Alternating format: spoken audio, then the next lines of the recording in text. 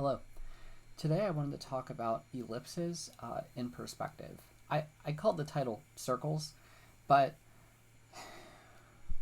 when you put a circle in perspective view, it becomes an ellipse. I mean, it's always debatable. I guess you could call it, like, even this is an ellipse, because we could assume it is.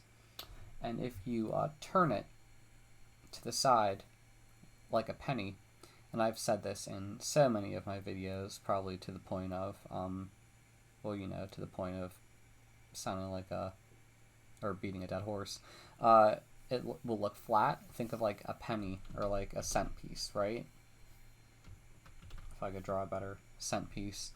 But, the reality is when you look at a coin in perspective, it actually has a little bit of thickness to it. And it always tends to like bulge out a little bit because of the ridging. Because of the ridging it has. So, that was a bad one. I don't know what I was thinking there. I'm just trying to ghost my lines real quick. Yeah.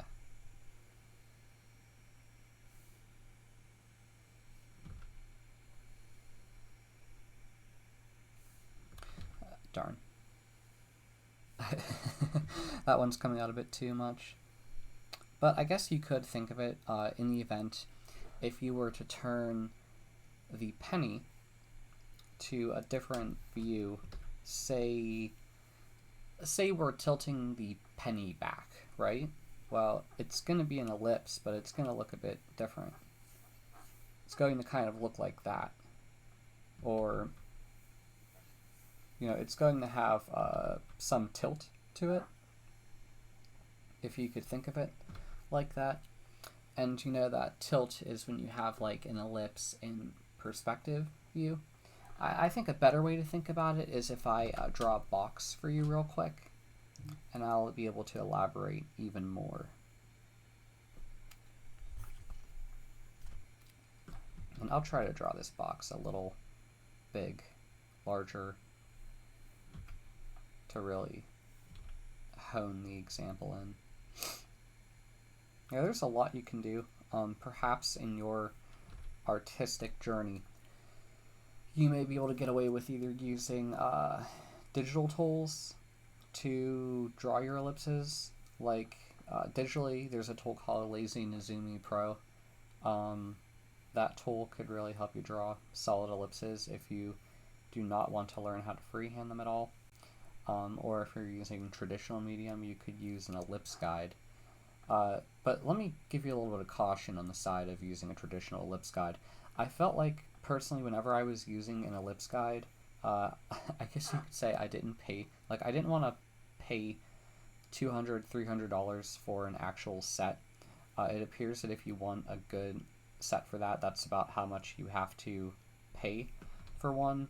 I guess you could try to use a compass, but I think with a compass, more often than not, you tend to get you get more circles rather than ellipses. I think it's just not the right tool for that, so you're going to want to buy an ellipse set. And I feel like I can never get the right ellipse with the ellipse sets that I got, but I didn't spend $200 to $300 on them because I wanted to learn how to freehand them. But if you do run into a course in which you need them, you may want to purchase them and see how it goes. But yeah, you gotta kind of shell out a lot of money for a good ellipse set. I mean, it's kind of weird how expensive they are. But yeah, I felt like I can never get the right degree with an ellipse set, the ones that I bought.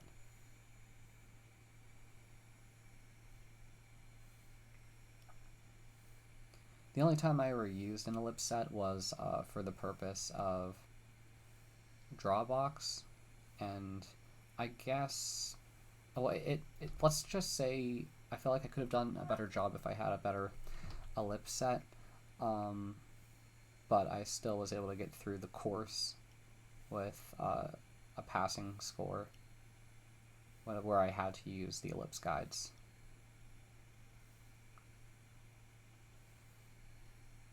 If you are interested in learning to freehand ellipses, I think I have a video on it, which could be pretty beneficial. It takes a lot of practice, and I try to do it every day, and I'm still not the best at it. But I think having the ability to be able to freehand it is definitely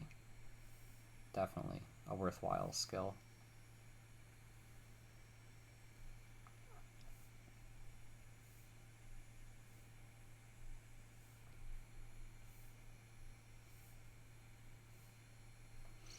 So there's a lot that you can do with ellipses. Ellipses tend to be helpful in the construction of various things. Like if you're ever trying to learn construction fundamentals in drawing anything, more often than not you will run into ellipses. More so for organic things.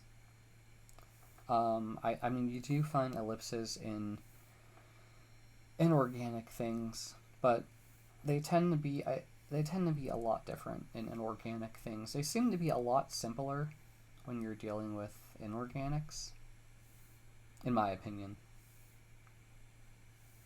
Because I think if I would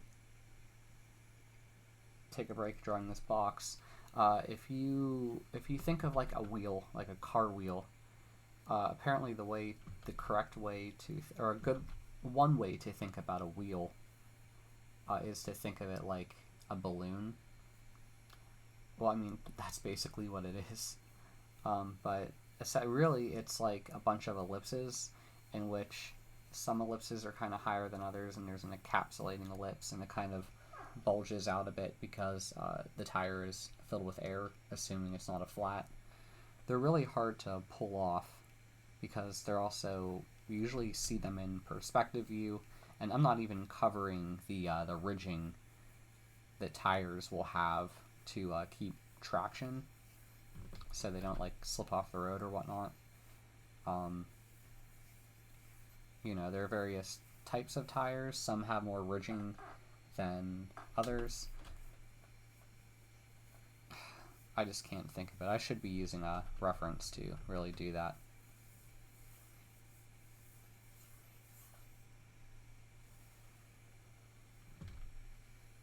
But the important thing to know is like something like that is made up of a series of ellipses. These are all really terrible.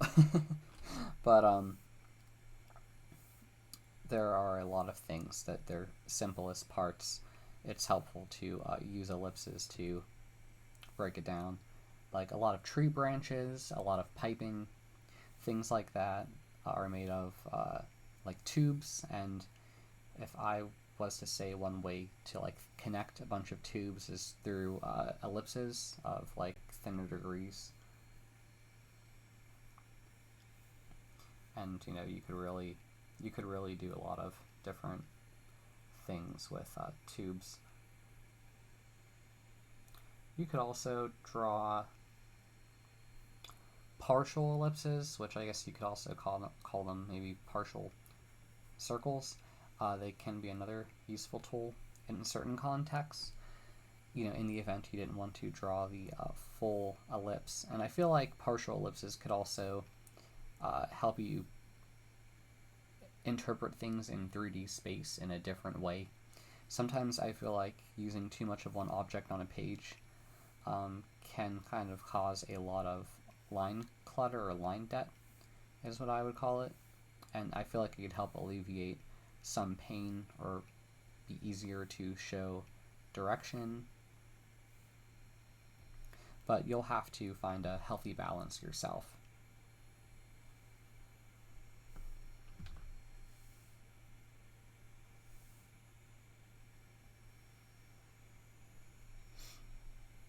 Okay, I'm just making way with this box.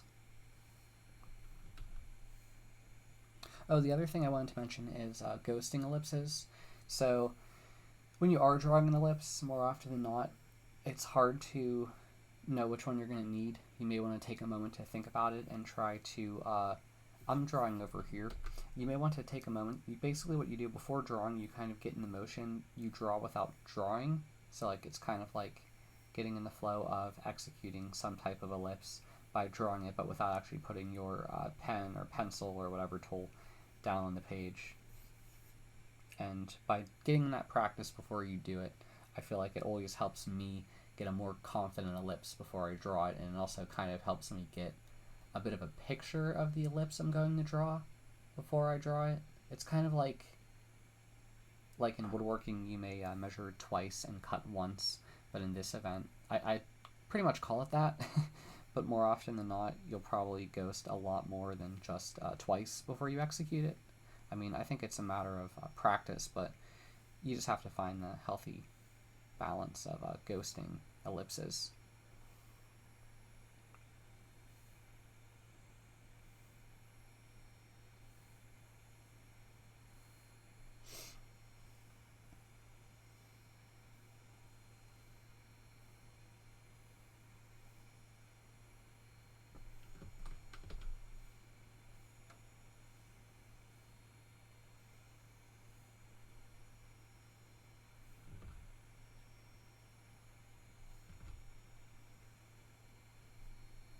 Okay, I'm going to draw the back dimension for this box, and I think I already messed it up somehow. It doesn't look right to me, but for the purpose of this example, I am going to roll with it.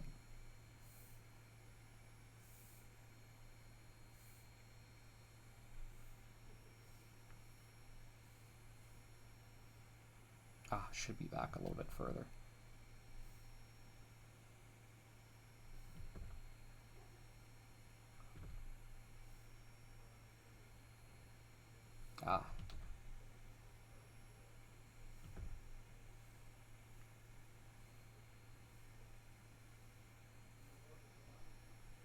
I struggle with a lot of lines, but going from up to down really causes me to really struggle.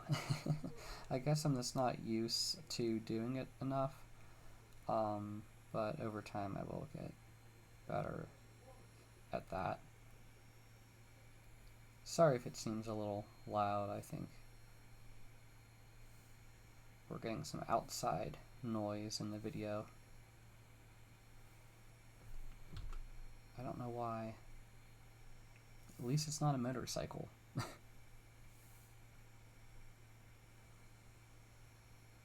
Okay, so we have our box. So ellipses in perspective, I think more often than not, if you want to get an ellipse in perspective, you want to draw a box. If you draw like some type of box or plane in perspective, you could always fit it within that plane. I think the classic example of a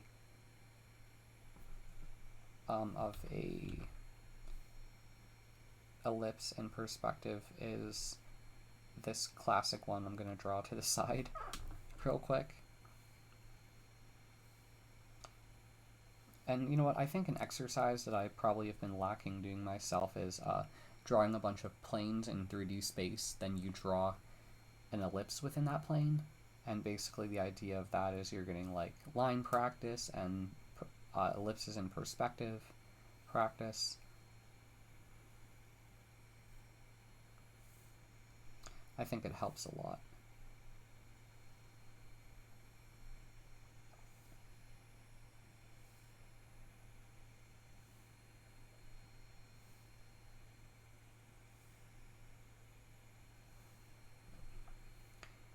And I'll also have to do a sphere to show you how an ellipse could basically be turned into a sphere.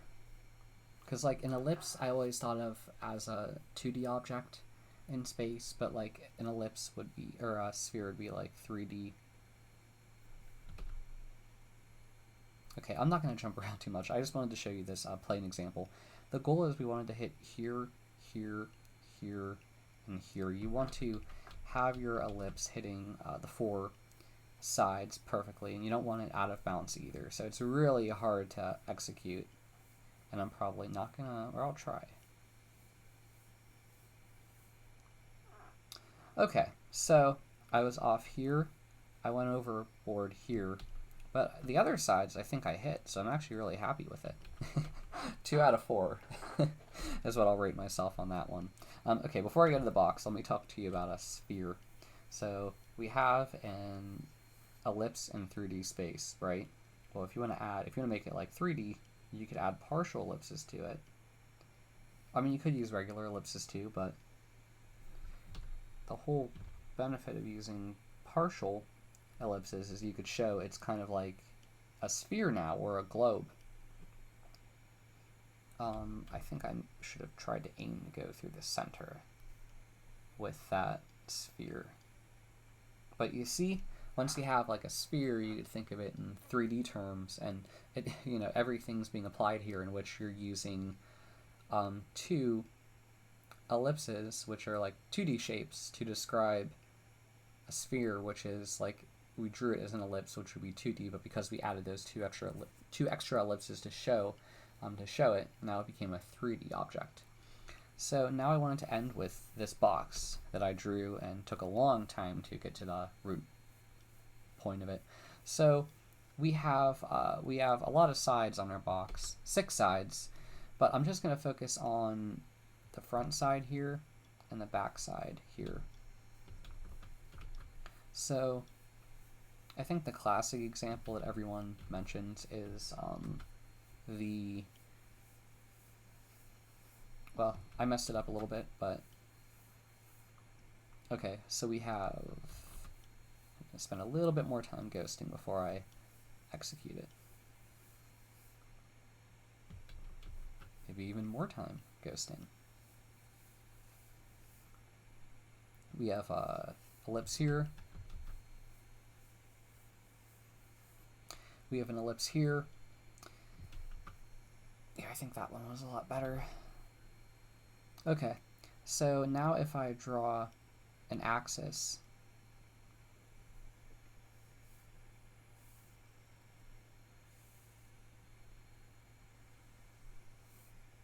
I missed it.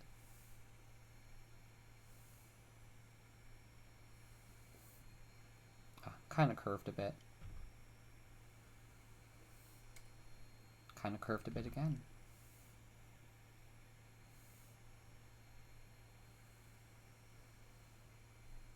So we have an axis through our ellipses, and you can kind of like orient them that way. Granted, I just drew a box, so I should have drawn a rectangle to kind of show greater depth. More often than not, if you have more convergence of your lines, like if you were to draw more of a rectangle than a box, and how about I do it? I'll do it. If you draw more of a rectangle than a box, you'll see like a greater exaggeration. So let me do it for you.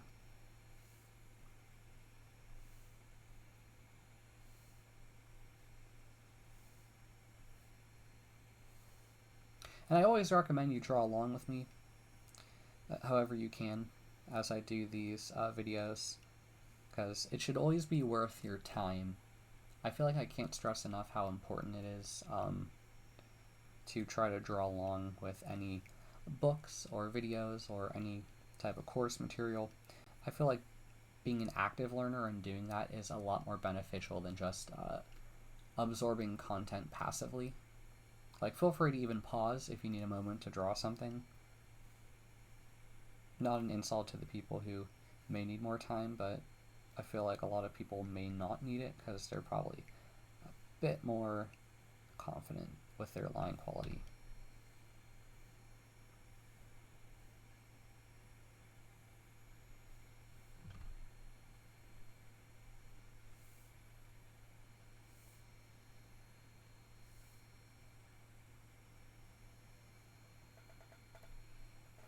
Okay, we're making progress with our rectangle.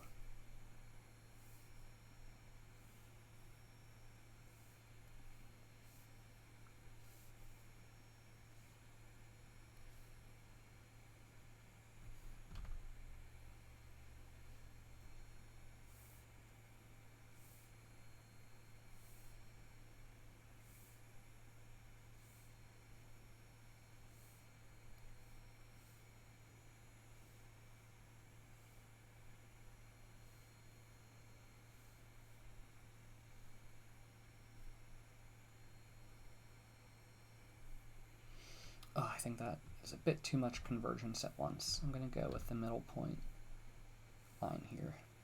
Sometimes I feel like I can tell whenever I draw a box that I may cause a bit too much convergence at once. Like, I'm always trying to make the lines converge towards the same implied vanishing point, but sometimes I'll draw a line and I'm like, well, that is just going to be so skewed in the end.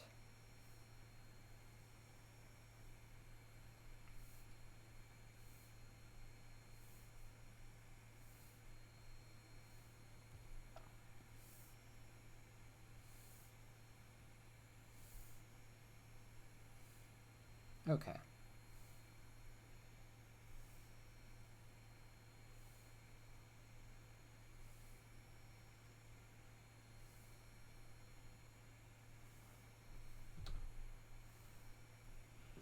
Alrighty, we're making way.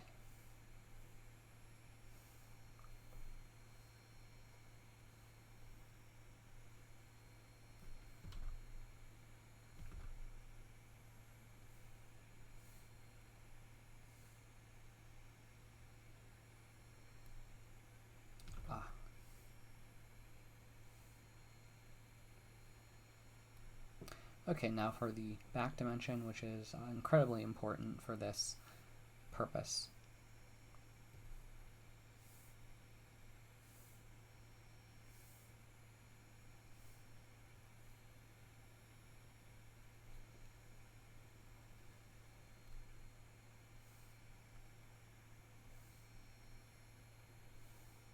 Okay, now for the ellipses. I'm going to do it on the front side here and the back plane here. Kind of like that. I went a bit overboard there, a little bit here as well.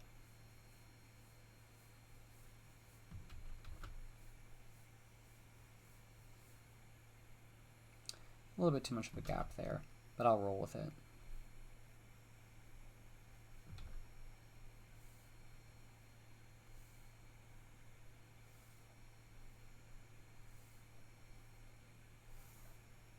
Kind of like that and that.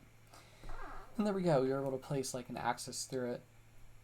But yeah, those are the main things I wanted to talk about circles in perspective. There's just so many different ways to do it, and you'll probably learn other ways as you draw a lot more. So thanks for listening to the video. If you like my channel, please subscribe. If you have a question, please ask in the comments. And if you like the video, please like it. Thank you. Bye.